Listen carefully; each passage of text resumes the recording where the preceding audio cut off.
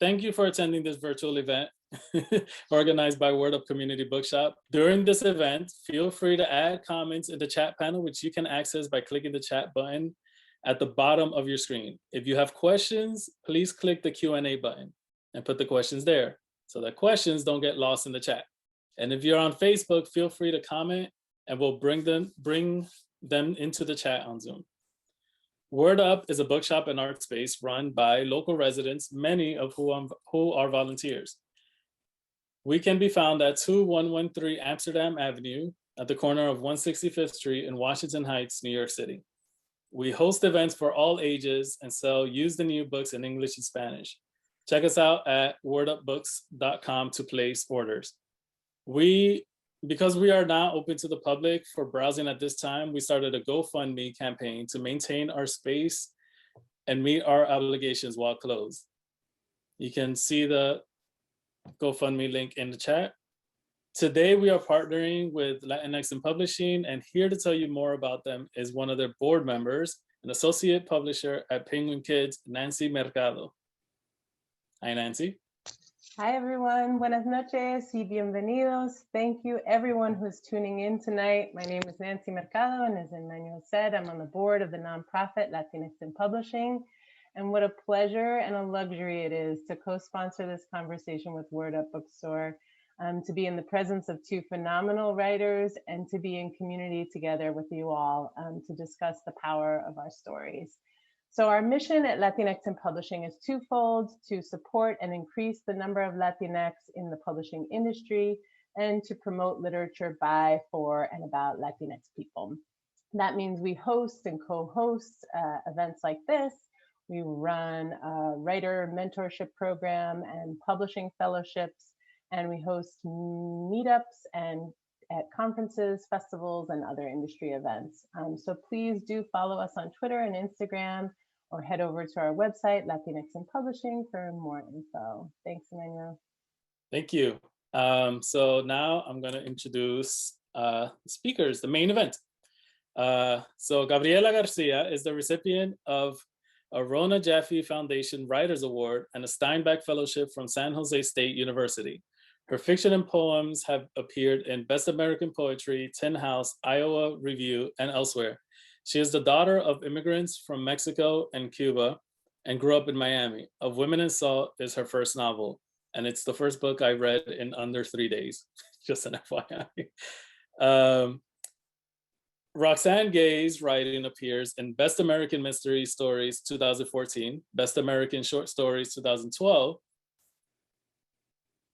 Best Sex Writing 2012, A Public Space, McSweeney's, Tin House, Oxford American, American Short Fiction, Virginia Quarterly Review, and many others.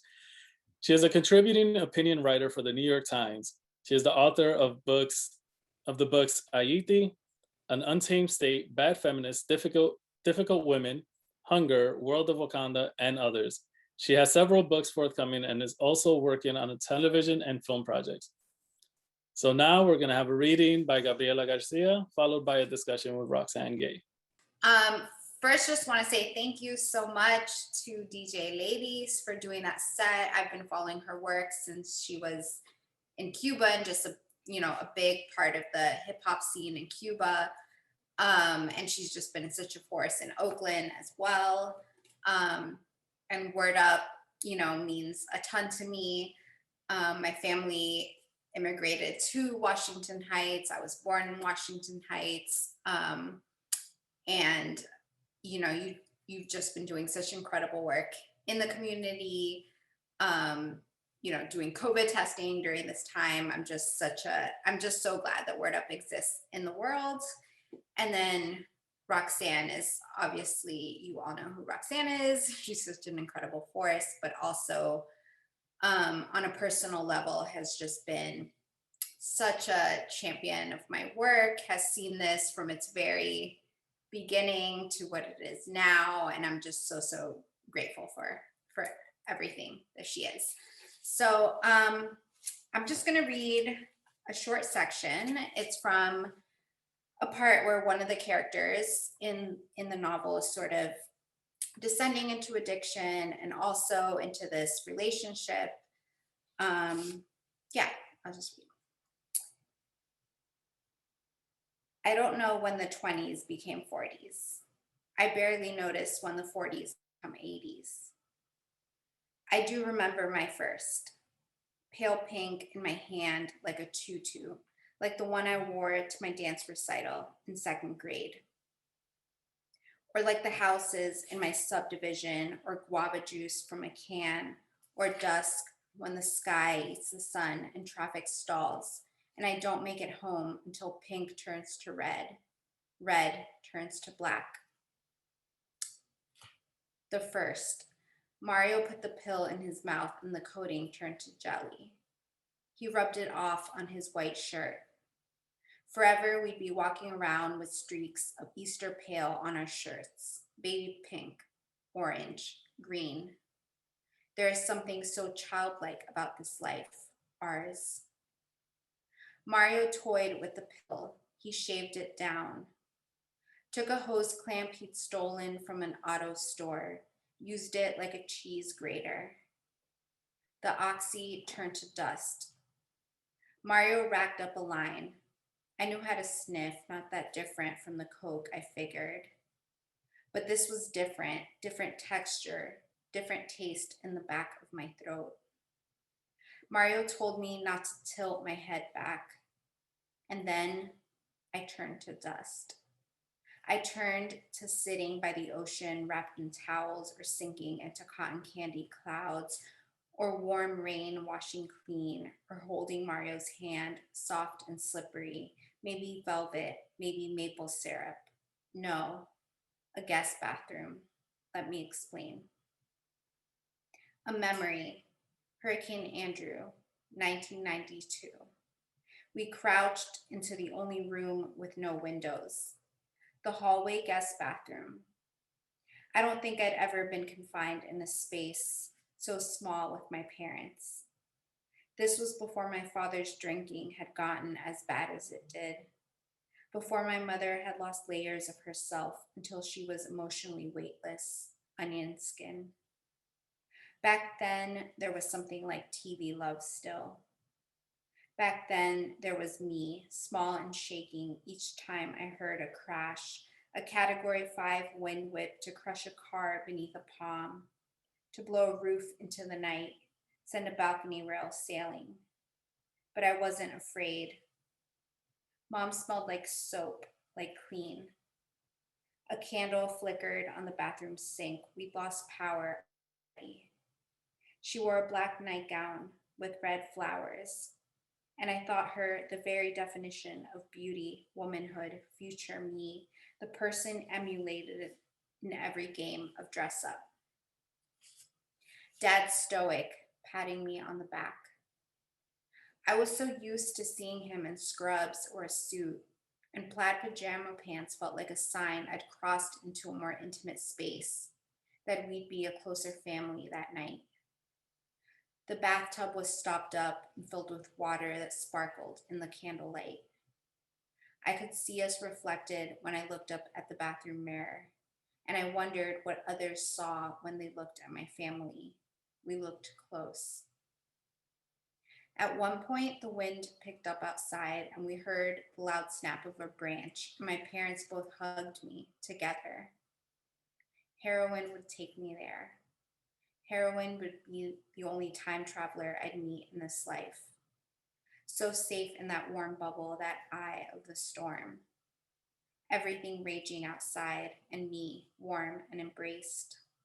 What does it say about a person when she doesn't want one of the deadliest hurricanes in Florida history to end? Hi, Gabriela, how are you? Hi, so good to be here with you. Good, I'm glad to be here as well. I think I'm so thrilled that we're here in this moment.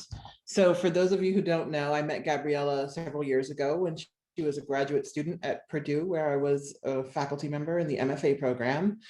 And I think this project started in my novel writing class or in one of my workshops. And now it is a fully fledged book out in the world, for which I could not be happier. like it's the dream.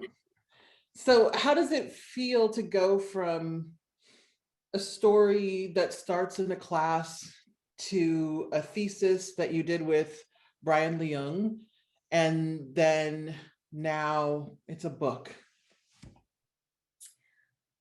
I don't know what's happening. It's wild. Yeah, I think, I think I started writing this before I ever had any inkling that it would ever be a published book.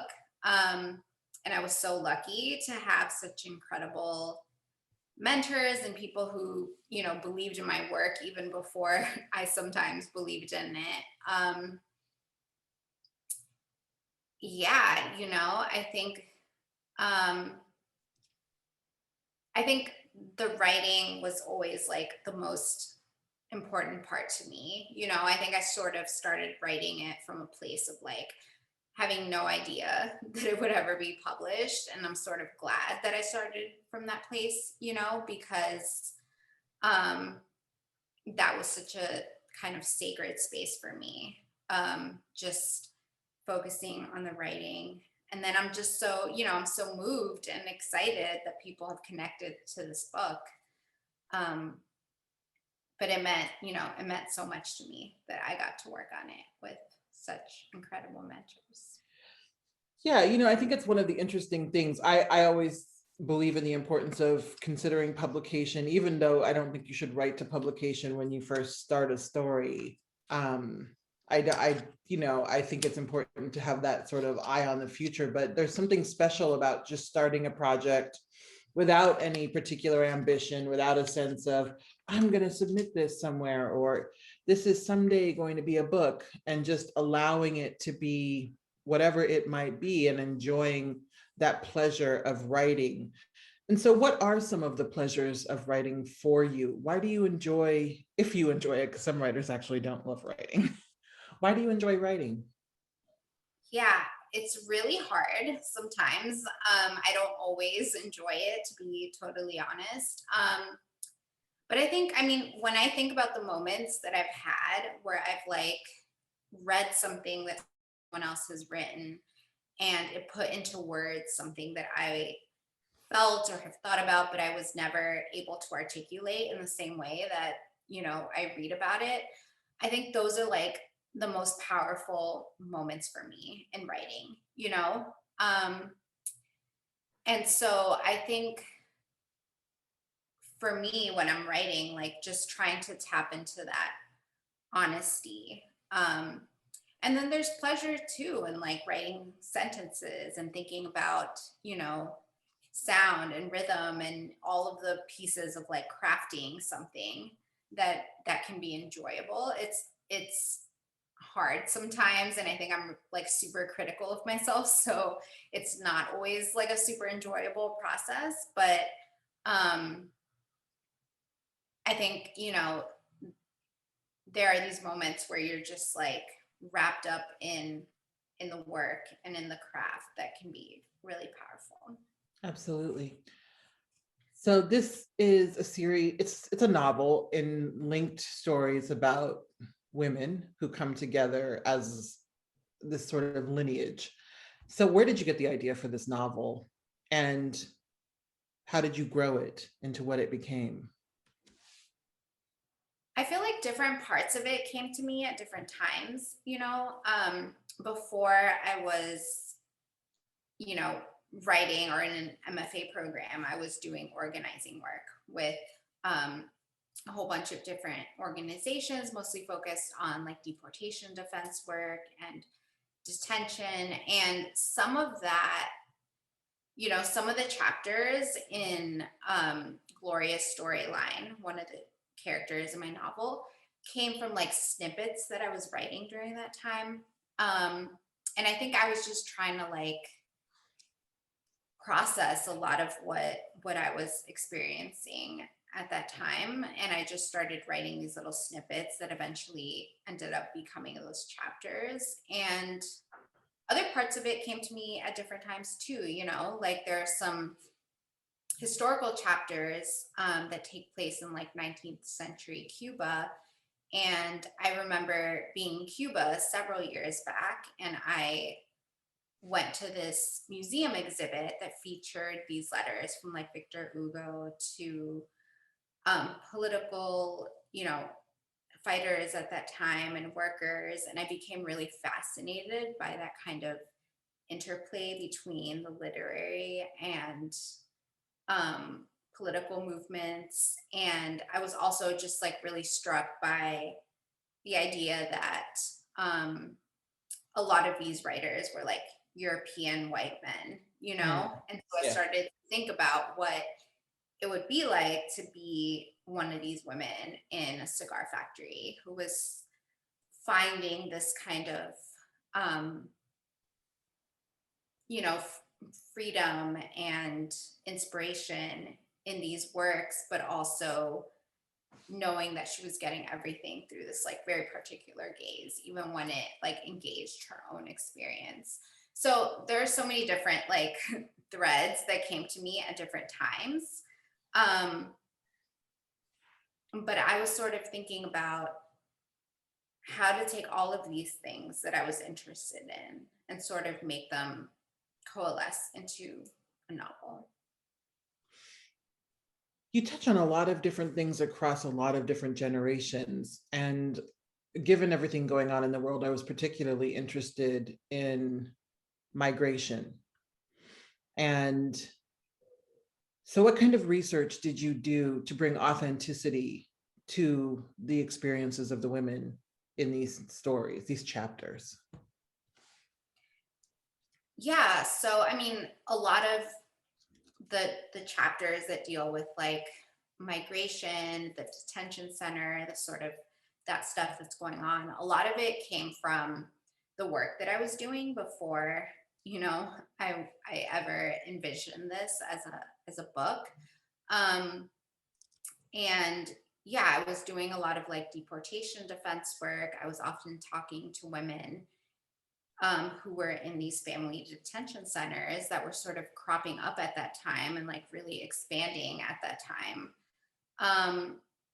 And it's interesting to me because I get a lot of people who sort of ask me about these issues as like timely topics, or ask why I didn't like situate it during a particular time period, like the Trump presidency. But the reality of it is that I situated it during the time when I was actually like doing this work, and the difficulty during that time was like getting any kind of media, like large scale media attention on any of what was happening, yeah, and I'm just really lucky to know a lot of people working in that space who were able to sort of answer all of my questions and who I was able to talk to when I was doing this writing. Mm-hmm. And I know you also went to Cuba and on a Fulbright, if I remember correctly. It wasn't a Fulbright. Oh, it was a Fulbright. So you did go to Cuba to do research. Was that your first time in Cuba?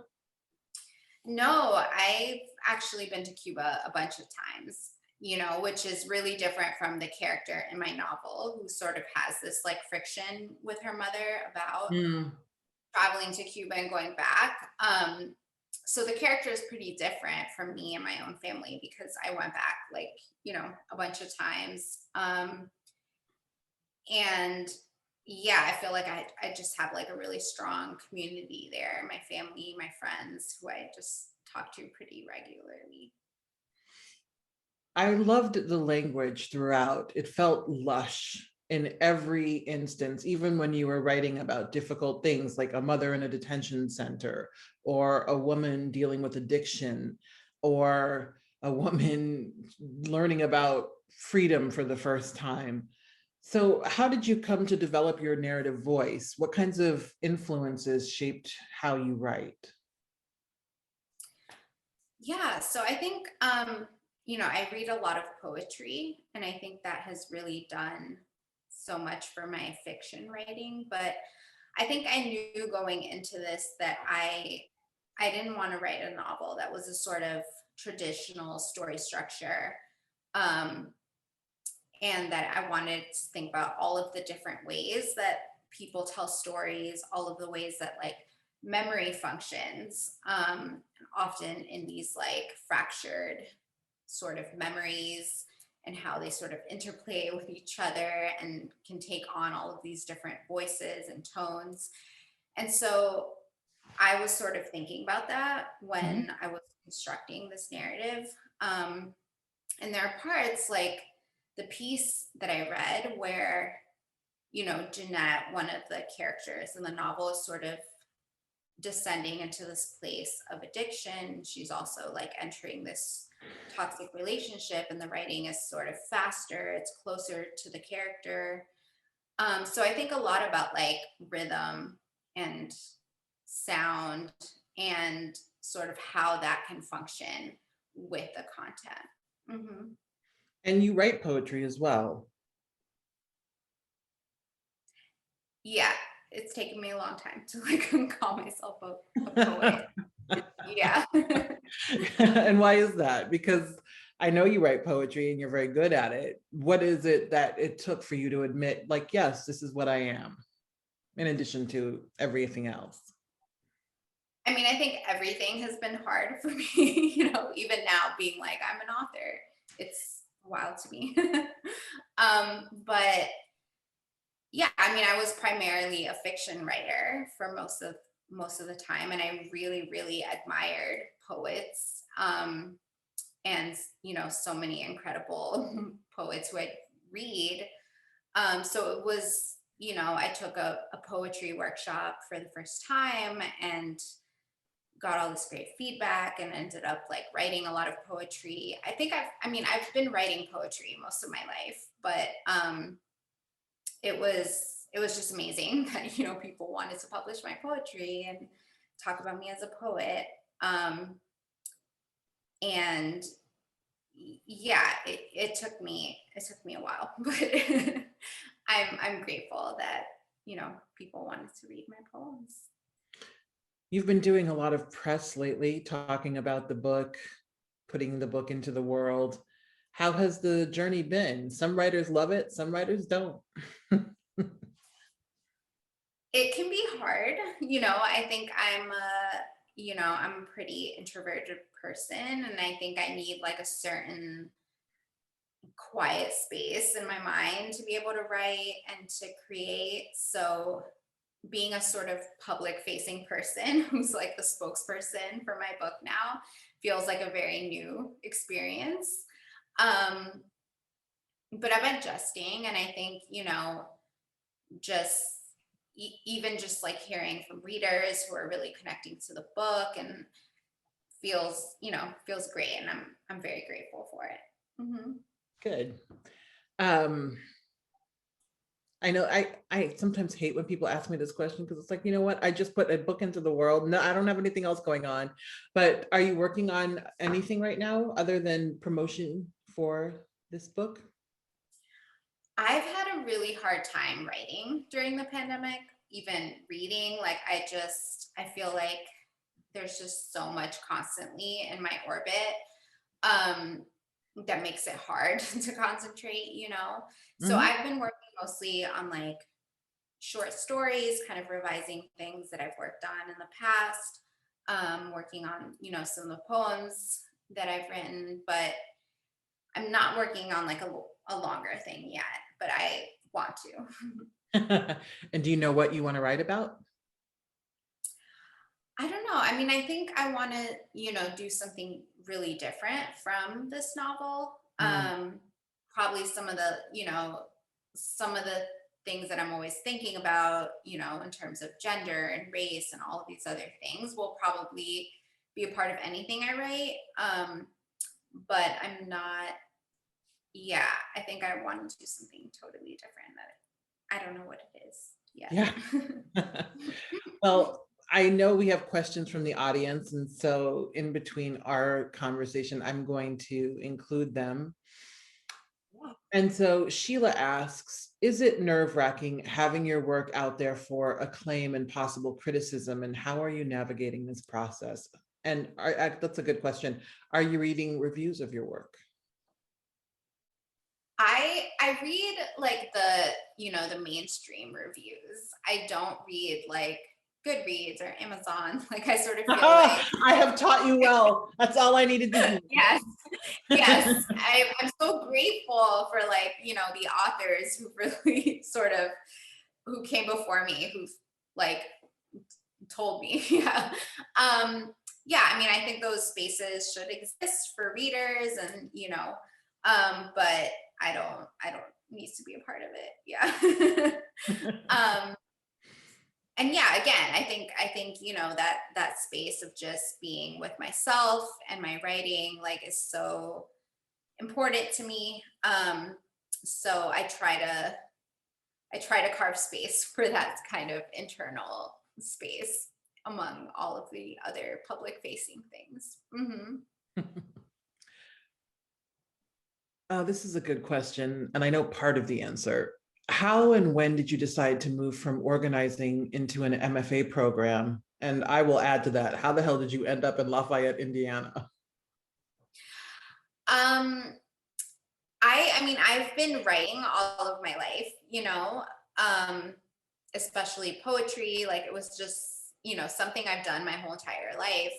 But I think I got to a point where it was like the thing that I wanted to do, and I sort of thought like I want to apply to these programs, especially with people I really want to work with, like Roxane Gay, And I thought, if I get into it, great, like I'll take this seriously as like a professional possibility.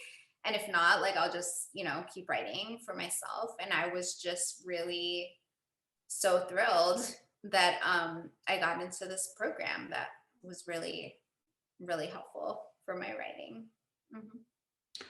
What was the MFA like? And this is not a trick question. Did you enjoy the experience of spending a couple years on your work and immersing yourself in a literary community?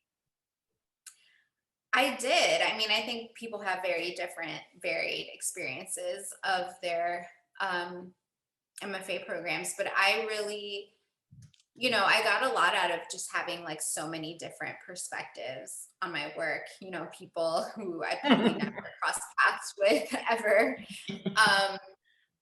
And I learned so much. I felt like I grew so much as a writer. It was strange moving to Indiana. Like I'd only ever lived in sort of big cities. Like I'd lived in Miami, I'd lived in New York. It was my first time kind of moving to Lafayette, Indiana, which I guess technically is a city, but felt like a town. Okay, girl, let's be real. That's not a city. All right. It's not a city. Not even a little bit of a city. Yeah. And yeah, I mean, it's I don't want to claim that like Lafayette, Indiana is any different from a lot of, the US, but it was sort of the first time that I kind of moved to a place that was so homogenous, and that was a strange experience, but my MFA program experience was good. Good. I would say, what are the best and worst parts of that experience? Well, I think you've spoken to the best parts of being exposed to so many different perspectives on your work. But what kinds of things didn't work about the experience, if anything, or were challenging? Yeah, I mean, one of the things that was really important to me when I was thinking about MFA programs, I wanted kind of specific perspectives on my work. Like I was really excited to work with you in particular, and really, really excited to sort of have someone who's familiar with the Caribbean. And I feel like that can be the hard part about MFA programs. And, you know, there's been so much written and talked about in terms of that. But I think they're not for everybody, and that's like, okay, you know, being sort of subjected to people reading your work from many different perspectives, some people like understanding it, some people coming from a whole different, you know, perspective. And I think for me, it was really valuable to sort of learn like who my readers are, who the people are who really understand my work. And I think I came into it like wanting someone to be like really hard on my work, you know, just to like really just tell me how to grow as a writer. And not everybody wants that, you know. Some people want encouragement, and you know, and I got that too, but I think you know, I think people seek different things out when they're sort of starting out as writers. And for me in particular, I was just interested in like really honest feedback and a path to kind of grow as a writer. How do you process feedback as a writer? Do you have a process for taking in feedback and then applying what you might think is useful to whatever you're working on? Yeah, I mean, I think one of the most like useful things, and this might have been in one of your workshops, was something about like sort of understanding a writer's purpose or what they're trying to do as you're giving feedback, you know, because you know, even when I was in workshop, there are people who are writing in such different modes or just working on projects that are like wildly different from my own. And it's easy to sort of give feedback about what I would want something to be, you know, and sort of internalizing like what someone's intention is, what they actually want to do, and then thinking about my feedback in those terms, I think was really helpful. So I think about that too with my work, you know, like not everyone is going to want it to be the same thing, you know. Some Absolutely. people might want it to be a whole different thing. And that's fine, you know. But I think it's been really helpful to sort of think about who the readers are, who sort of connect to the work on the terms on which I'm writing it. Yeah, I think about that a lot, and I do talk about that in class because a lot of times, and I'm actually writing an entire book about this, people treat feedback as sacred and like that you have to take every piece of feedback you're given because it's part of the process. And no, it actually isn't.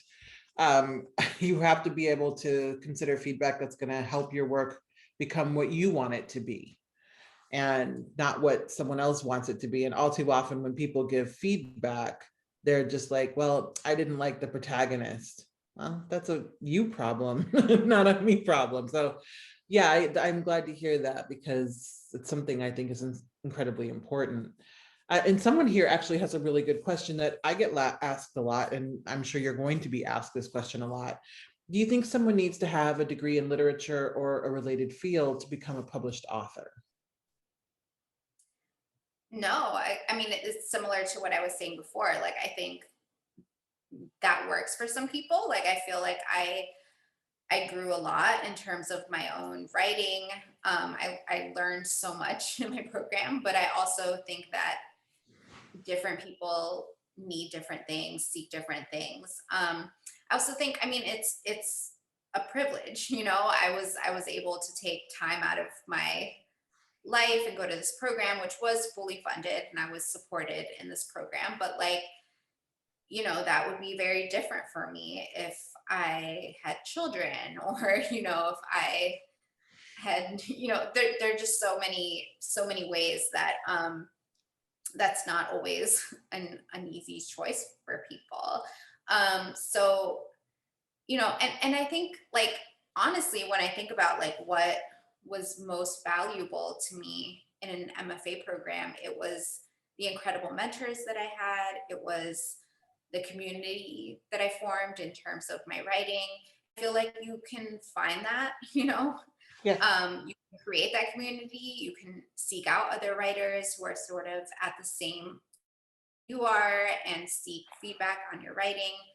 So, I think I liked being in an MFA program and I got a lot out of it, but I think there are so many ways to sort of arrive at that same sort of goal. Yeah.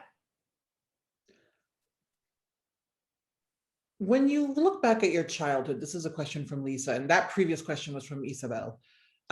When you look back at your childhood, who do you feel was the storyteller in your life that perhaps left an impression and shaped your ability to be a storyteller? I mean, I think I grew up around a lot of people who told stories, and is maybe part of the reason that I was so interested, in particular, in women's stories. I very much grew up in a matriarchy. My mother was a single mother. She had a sister. My grandmother had all sisters. And I just grew up around, a lot of women. And I think, yeah, there were always stories shared, and I think, I was just so interested in both the stories that we sort of tell ourselves or that are passed on, and the ones that aren't, that we can never know, that we can never access.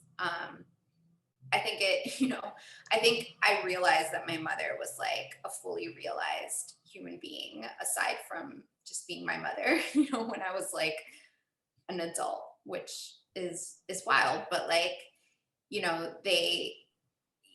there's so much that you just don't even have access to. And that was fascinating to me. This question is from Carla. What did you learn about yourself throughout this process? Oh, and I'm guessing she means the process of writing a novel. That it's really, really hard. Yeah, I mean, I think for me, I'm just very hard on myself, very critical, like, and I think actually, one of the things that's been most helpful to me and that I recommend for like anyone who's a writer is just to have people in their lives who sort of push them past that point. Like I remember when I like didn't even think I could ever publish a story, and Yes. and you were one of the people who was like, well, what are you doing? Like submit these stories. And so I think, realizing that there's a point where you just have to put your work out into the world, is something that I've definitely learned. Yeah. How did you balance, this is from Natalie, how did you balance including parts of your own personal history and story with the fictionalized and made up parts of the novel? I think it's sometimes hard to disentangle the two, especially around issues of identity. Yeah, I mean, I think, there are always going to be pieces of me in every character or story that I write, but ultimately, it's fictional. And I think, again, I think a lot about my own subject position and like what sort of perspectives I have access to. But ultimately, I also allow my characters to be characters who are not me, and sometimes who behave in ways that I wouldn't behave or do things that would frustrate me, I sort of, I'm really interested in sort of multifaceted characters who are flawed. And so maybe that's the hardest part. It's just like being realistic about who my characters are and like allowing them to behave sometimes in ways that are different from how I would want them to, or how I would behave in that situation, you know? Do you get attached to your characters? Do you find it difficult to put them in difficult situations? Yeah. I think it's, you spend so much time in this space, you know, sort of in someone else's mind, you know? And there, you know, I remember when I first started sort of plotting out this novel, which was again in your workshop, I had a totally different sort of trajectory for the characters and ending, and then it didn't feel true to me at the end, you know? And I think that's the hard part, you know, sort of just like divorcing myself from myself and these characters and what I would want from them, and also what's just like what feels true, what feels honest in the writing. Diego asks, when is the movie coming out and what is Oprah like? I have no idea what Oprah is like. I've never met her. I'm sure she's lovely. Yeah, I mean, I'm so grateful for the coverage from Oprah and Oprah Daily.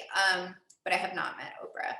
I like wrote this, never like the idea of a movie. It was not even like remotely in my orbit. I don't know. Are you considering optioning it, or has it been optioned? I have a TV and film agent who's doing his thing. I have no idea what's going on. But good. Yeah. You don't want to know. Yeah, I'm good. Who are some of the poets, this is from Regina, who are some of the poets that are your favorite to read? And are there some whose use of language or rhythm have lent themselves more than others to you when writing this novel? Yeah, that's a great question. Like I said, I love poetry. I'm always reading at least one poetry collection aside whatever else I'm reading. I love the work of Carl Phillips. It's so complex, and yeah, in terms of like rhythm and sound, just really amazing. I love Ada Limon's work too. I love Natalie Diaz's work. There are so many. Yeah. Oh, also Ari Banyas is an incredible poet who does amazing things with sound, and yeah. I love Ada Limon's work and Natalie Diaz. Those are two, I mean, all of the ones you named are wonderful, but those two in particular, I've been reading a lot of Ada Limon's poetry in the past year, and not sure why, like, you know, like it just happened. And her work is so lush, and it's intelligent and sexy, and yeah, she's got it. Yeah. Michael asks, Gabriela addresses issues of class within the Latinx community in Miami, which is a lot. There's a lot there. My parents live in Miami part-time. Could she talk about this? And also, how much of this is drawn from having grown up in Miami? Yeah, it's a lot. Yeah. Yeah, I mean, I think Miami is an interesting place because it's one of the few cities where, you know, the majority is Latinx in Miami, but those racial and class divisions are so apparent, and yeah, it was something that I was absolutely thinking about when I was writing this novel. I mean, the novel itself sort of deals with these two families whose lives come together, and they're coming from really different backgrounds. You know, the Cuban family had a very different immigration path into the US than the other family from El Salvador. And that's absolutely, you know, sort of, it's changed over the years, but originally, you know, Cubans had a very easy path to citizenship in the US and had all of these other resources. And, you know, there's so much about Miami that's this sort of mythology sometimes about, you know, this city of immigrants that was built and whatever. And so much of that is also about the sort of privilege and path that a lot of people had into the US. And so I wanted, you know, to talk about that and to sort of deal with these characters and the sort of presumptions about the kinds of like solidarity that they would find amongst each other that is not necessarily real, you know? Mhm. Domingo asks, there's a lot of truth uncovering throughout the book and a lot of silent truth you identify most with. Wait, sorry, I sort of missed Yeah. the last question. Is there any particular character's truth that you most identify with?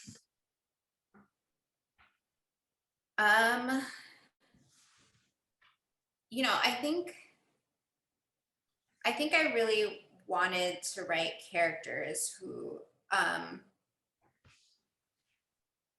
sort of are flawed and also have like a very particular perspective kind of based on who they are in the world and their relationships to the people around them.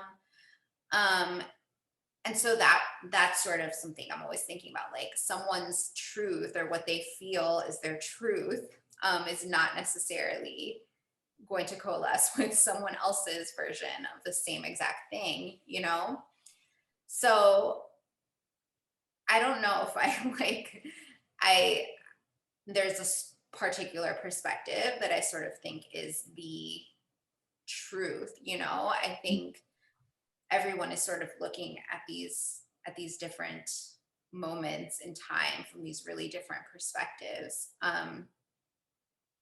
And I think that's sort of true to life, you know?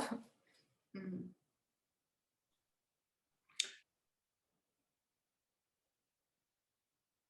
I'm looking at the questions. Because a lot of what people are asking is, I know it's too soon, but give us more, give us more. But great writing cannot be rushed. Well, this is a question I love to ask people, I mean, generally. What are you reading right now, if anything?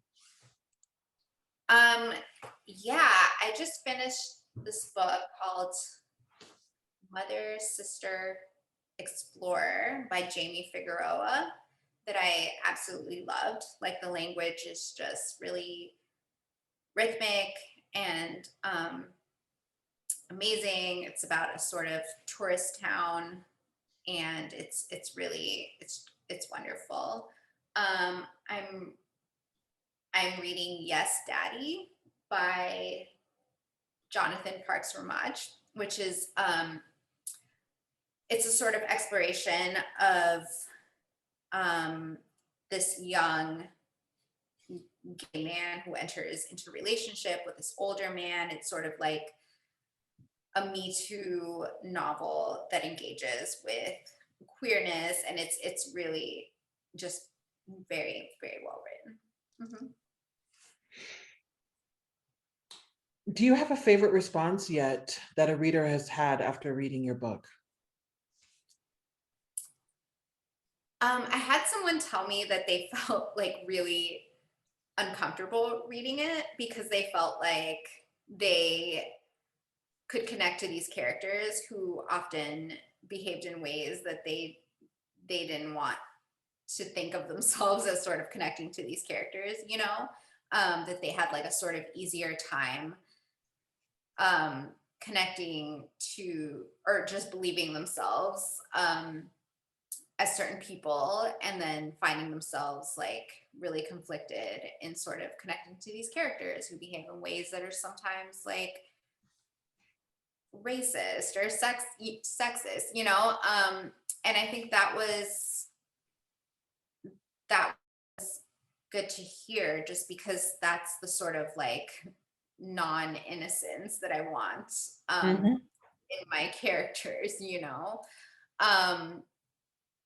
And so yeah, I think that was rewarding.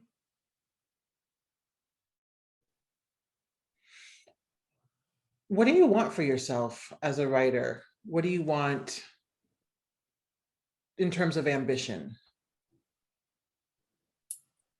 Oof, that's a really good question.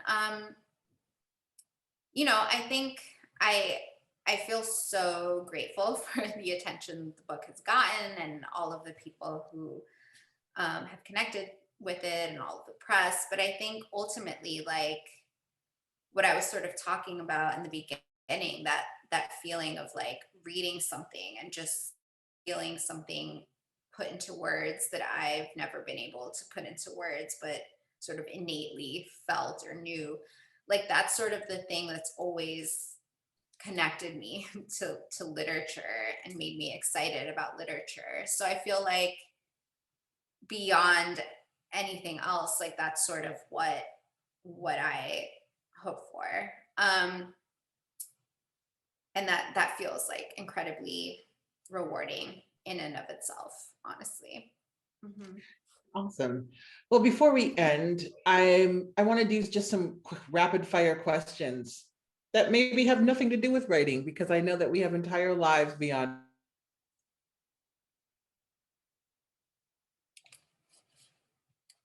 Wait, what? Hold on, it like stopped for a second. What did you say? I said, do you prefer texting or talking on the phone? 1 billion times texting, yes. Amen. What's your favorite day of the week? Ooh, Saturday? That's not that creative, but That's a name to me. yes. Very chill day. What's your favorite city? Maybe Havana? Yeah. Good choice. I'm picking up what you're putting down. What's the last song you listened to on streaming?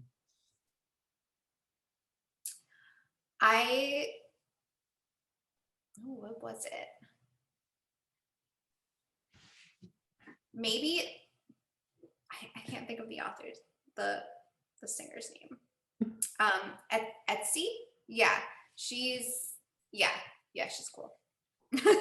This was a stressful question. So sorry. What is your favorite holiday? I think I really like Dia de los Muertos. Like I just love that there's a day of just like honoring ancestors and all that sort of led to my existence. Yeah. Invisibility or super strength?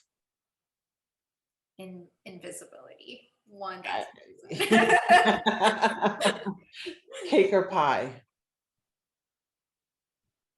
I just love key lime pie. So I'm gonna say pie, but I That's also that Miami. That's that Miami. It's yeah. No, But it is what it is. I'm sorry. Yeah. Dawn or dusk? Dusk, because I'm just never awake at dawn ever. So I don't even know what that looks like. Yeah. Who was your first celebrity crush? I think it was Leonardo DiCaprio. Oh dear. I know. I'm not proud of it. I'm not proud of it. Yeah, but you know what? Like, I think my first celebrity crush was Ralph Macchio from Karate Kid, and you're too young to probably know who that is. But so, you know, so I'm not here to judge. I am not here to judge at all. Yeah, I don't support my answer, but it's what happened when I was a teenager watching this movie. Finally, and this is a question I love to ask all writers, what do you like most about your writing and how you do it? Why is that such a hard question?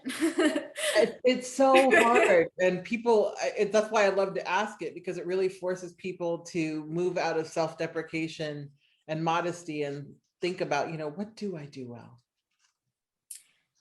Yeah, I think I think a lot about sentences. I think a lot about sound and rhythm.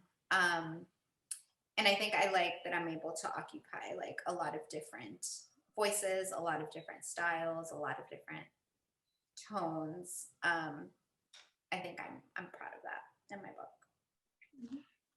Oh, well, I'm really glad you're proud of that. Gabriela, it's always a pleasure. And I know we're going to be doing this again for my book club. I hope that everyone goes out immediately and either buys this book or borrows it from your local library and buy it from Word. But thank you all so much for coming and for asking such excellent questions. And you will not regret reading this book. Thank you so much. You're welcome. Thank you so much, both of y'all, for that awesome talk. I can't believe I'm in the same Zoom as Roxane Gay right now. So let me just take a second. It's totally, it's all happening right now. It's all happening. I feel like Obama's about to Zoom bomb us too. You know what? He's downstairs changing out of his tan suit. I don't know if y'all watched the Michelle Obama bombing thing. It was hilarious. Anyway, so I just want to thank everyone for coming to our event. We are celebrating 10 years, by the way. So stay tuned in our newsletter. Sign up for our newsletter on our website. It'll pop up as soon as you visit. Make sure you buy this book and you read it, and then you read it again, and then you read it again, and then you send it to people because it's amazing. It's my favorite book of the year so far. Ooh. And I've recommended it to every single person that has spoken to me this year. You could become a member to support us. Everything I'm mentioning is in the chat. So you can become a member. You could get this awesome sweater or hoodie or shirt with this logo. And yeah, please buy this book. I thank you, Gabriela Garcia, for not only writing this book, for blessing us with your presence and your words. Roxane Gay for asking the questions and for being here. Thank you so much. Latinx and Publishing for co-running this, and DJ Ladies for the awesome vibes. I mean, come on. How else do you start a show, right? That was so dope. Thank you so much, everyone, for coming. And with that, I'm going to say peace. Thank you.